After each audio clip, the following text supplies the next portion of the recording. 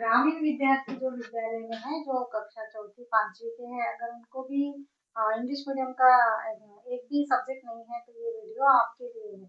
पांचवी से कहीं कहीं ग्रामीण विद्यार्थी लोगों के स्कूल में मैं देखती हूँ कि पांचवी से उन्हें इंग्लिश सब्जेक्ट दिया जाता है। हाँ, था पहले।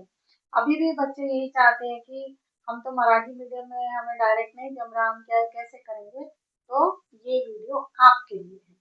सबसे पहले तो विद्यार्थी लोग मन में यह ना लाए कि हम पढ़ नहीं सकते, इंग्लिश हम सीख नहीं सकते, या फिर इंग्लिश जो क्लास में जो टीचर्स लोग पढ़ा रहे हैं वो मुझे समझ में नहीं आ रहा, हमें समझ में नहीं आ रहा, और दोबारा पूछने के बाद भी नहीं समझ में आ रहा, हम फिर से कैसे पूछेंगे, हम कैसे ये पढ़ सकेंगे, लिख सकेंगे। तो बिल्कुल घबराने की कोई बात नहीं है। आजकल तो मोबाइल्स में भी आप लोग सीख सकते हो, ऐसा टेक्नोलॉजी है। लेकिन अगर आप रीडिंग करके सीखना चाहते हो, राइटिंग करके सीखना चाहते हो, तो सबसे पहले आप अल्फाबेट सीख लीजिए। जिस प्रकार से अपन जो ए से जेड तक है अल्फाबेट का, उसको राइटिंग करना सीख लीजिए। 4 लाइन्स की बुक में राइटिंग करिए। फिर उसके बाद में स्मॉल लेटर्स को लिखना सीखिए, फिर कर्सिव राइटिंग सीख लीजिए। सबसे पहले अल्फाबेट का आप परफेक्शन ले लीजिए, फिर उसके बाद में आप पंक्चुएशन, ये ग्रामर, जो छोटे-छोटे चीज़ें जो ज़रूरी है वो सीखिए। टाइप ऑफ सेंटेंस जो 5 प्रकार के होते हैं वो सीखिए। तो इस प्रकार से अगर फिर भी आपको दिक्कत होती है तो फिर आप जैसे मराठी में विलांटी बोलते हैं ना, विलांटी, और हिंदी में, हिंदी लैंग्वेज में मात्राएँ बोलते हैं। तो उस प्रकार से अंग्रेजी में भी आप मात्राएँ सीख सकते हो। जैसे आ की मात्रा में अपन एक डंडी लगाते हैं, तो उसी प्रकार आ की मात्रा के लिए हम क्या लगाएंगे, छोटी ई की मात्रा के लिए क्या आएगा, ये सब कुछ भी आप लिख कर, राइटिंग करके, आप पढ़ के, समझ के ये सब सीख सकते हो, बेसिक जानकारी। ये जब आपको आ जाएगा तो आप जैसे राइटिंग सीख लिए, alphabet A to Z cursive में सीख लिए, कैपिटल एंड स्मॉल देख लिए, फिर उसके बाद में मात्राएं सीख लिए।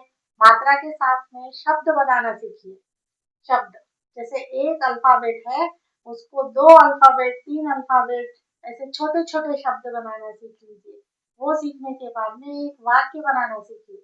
इस प्रकार से आप स्टार्टिंग से बेसिक जानकारी के साथ में आगे बढ़ोगे, तो आप बहुत जल्द अपनी टेक्स्ट बुक पढ़ सकोगे। ऐसा कोई हार्ड नहीं है। अगर आप मन से सोच लोगे कि हार्ड है, तो फिर आप मुश्किल है कि आप पढ़ने के लिए डर रहे हो। डरना नहीं है, डरने से कोई काम नहीं होता है। उसमें अपनी इंटरेस्ट लेना है, इंटरेस्ट यानी खुशी कि नहीं नहीं ये मैं सीखना चाहती हूँ या सीखना चाहता हूँ। तो इस प्रकार से आप अपना अल्फाबेट को पहले फोकस करके पहले अल्फाबेट का राइटिंग सुधार लीजिए, फिर धीरे से पंक्चुएशन देख लीजिए कैसा करना है, कंजक्शन देख लीजिए क्या करना है, छोटे छोटे ग्रामर सीख लीजिए कैसे करना है, स्टेप बाय स्टेप। अभी आने वाली गर्मी की छुट्टियों में आप क्या करोगे, आप इस पे फोकस कीजिए।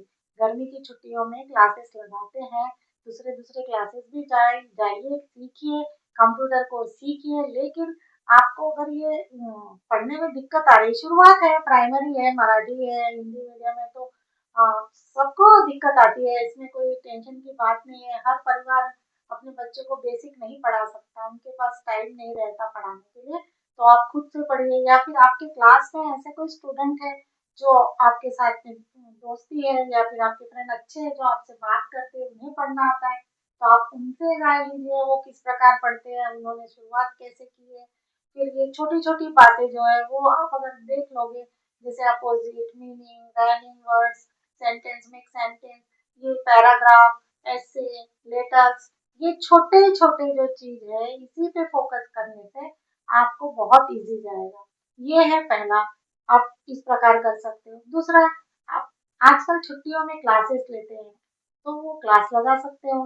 वहाँ पे 1 आध घंटा तो आपका जाएगा, 1-2 घंटा आने-जाने का टाइम। तो वहाँ भी पढ़िए, फिर घर में आने के बाद भी पढ़िए। देखिए आप में कितना अच्छा चेंजेस आ जाएगा। तो आने वाली जो छुट्टियाँ हैं अभी फरवरी के बाद में एग्ज़ाम, फाइनल एग्ज़ाम जब हो जाते तो आगे की छुट्टियों को आप इस प्रकार से यूज़ कर सकते हो, और आप एक दिन ज़रूर बुक पढ़ोगे।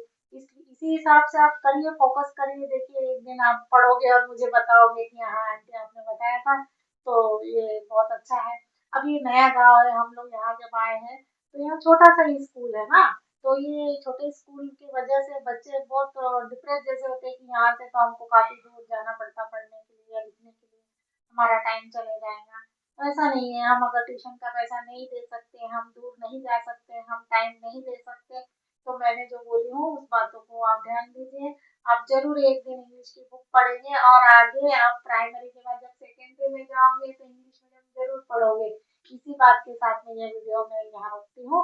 क्योंकि आपको ऐसे ही मोटिवेशनल वीडियो देखना है तो लाइक कीजिए, कमेंट कीजिए, शेयर कीजिए और सब्सक्राइब भी कीजिए। फिर मिलेंगे अगले वीडियो में।